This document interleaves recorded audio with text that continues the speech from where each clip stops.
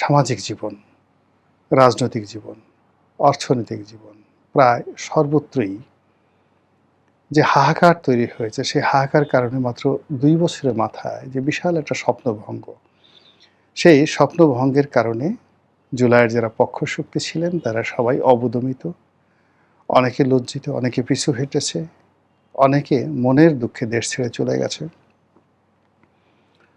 অনেকে পরিবর্তিত পরিস্থিতিতে যে স্বপ্ন দেখেছিল, সেই স্বপ্ন বাস্তবায়িত না হওয়ার কারণে যা কিছু শেষ সম্বল ছিল সেটাও শেষ হয়ে গেছে।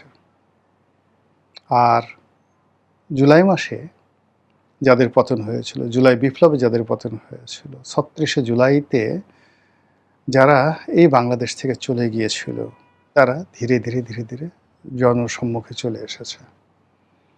তারা মিছিল করছে প্রকাশ্যে, তারা বাংলাদেশে ঢুকে পড়ার হুমকি দিচ্ছে, ধামকি দিচ্ছে, এবং তাদের যে কোনো একটা প্ল্যান, একটা সাধারণ প্রোগ্রাম যে তারা ২৩শে জুন আওয়ামী লীগের প্রতিষ্ঠা বার্ষিকী পালিত হবে, এই প্রতিষ্ঠা বার্ষিকী মোকাবেলা করার জন্য সারা বাংলাদেশে সেনাবাহিনী ডিপ্লয় করতে হয়েছে। বোঝার চেষ্টা করুন যে জুলাই বিপ্লবের যাদেরকে পরাজিত শক্তি বলা হয় তারা কী পরিমাণ সংগঠিত হয়েছে।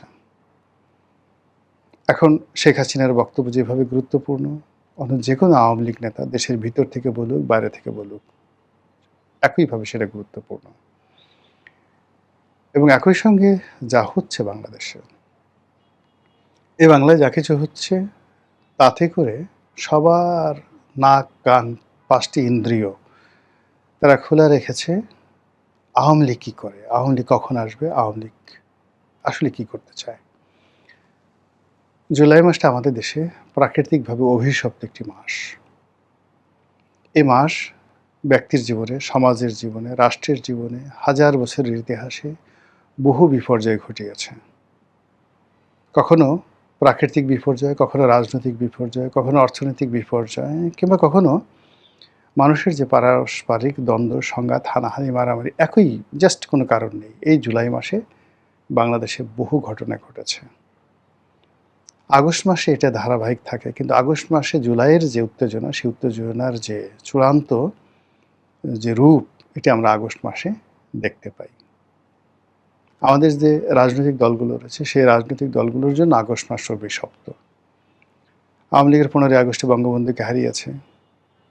২১শে আগস্টের গ্রেনেড হামলায় আওয়ামী লীগের যে ক্ষতি হয়েছে, দেশের রাজনীতির যে ভিত্তিগুলো, মৌল ভিত্তিগুলো নষ্ট হয়ে গেছে, এবং শেখ হাসিনা যেভাবে এর দ্বারা তাকে পৃথিবী থেকে সরিয়ে দেওয়ার যে চক্রান্ত করা হয়েছিল, কিয়ামত পর্যন্ত শেখ হাসিনার বংশধর, তার শুভানুধ্যায়ী কেউ ২১শে আগস্টের গ্রেনেড হামলাকে ভুলতে পারবে না। যারা এই হামলা করেছে তাদেরকে স্বয়ং আল্লাহও যদি বলেন, আওয়ামী লীগের লোকজন ক্ষমা করবে না।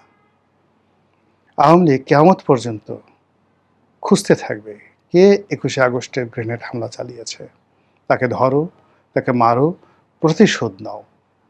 এরকম একটা অবস্থা, জিঘাংসা তৈরি হয়ে গেছে আগস্ট মাসের ১৭ তারিখে। এই আগস্ট মাসের ২১ তারিখে আওয়ামী লীগের জন্য, আবার এই আগস্ট মাসের ১৭ তারিখে ২০০৫ সনে, পরপর ২০০৪ সনে হলো ২১শে আগস্টের গ্রেনেড হামলা, আর ২০০৫ সনে ১৭ই আগস্ট সারা বাংলাদেশে একযোগে একই সঙ্গে জঙ্গিরা সমস্ত কোর্ট কাছারিগুলোতে, প্রত্যেকটা জেলা শহরের ডিস্ট্রিক্ট জজ আদালতে তারা বোমা হামলা চালালো, এবং সেই বোমা হামলায় একজন জজ মারা গেলেন। বহু ক্ষয়ক্ষতি হলো সারা পৃথিবীতে। বাংলাদেশের যে জঙ্গিবাদ, বাংলা ভাই, আব্দুর রহমান থেকে শুরু করে জামাত, এদের সবার বিরুদ্ধে একটা জনমত তৈরি হয়ে গেল সারা পৃথিবীতে। মার্কিন স্টেট ডিপার্টমেন্ট থেকে শুরু করে সব জায়গাতে এই জঙ্গিদের মদতদাতা হিসেবে বিএনপিকে ব্ল্যাকলিস্ট করা হলো, এবং বিএনপির শীর্ষ নেতৃত্বে যারা ছিলেন সবাই আমেরিকার খাতায় একজন দাগী মানুষ হিসেবে, কলঙ্কিত মানুষ হিসেবে সেখানে তাদেরকে লেখা হলো। এই গেল সেই অবস্থা।